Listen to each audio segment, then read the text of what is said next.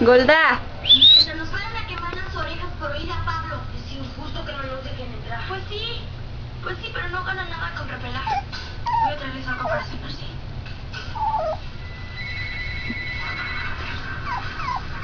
Seguro Ivana se está pasando de miedo. Mira a tu novia. Que te queda un poquito grande, ¿no?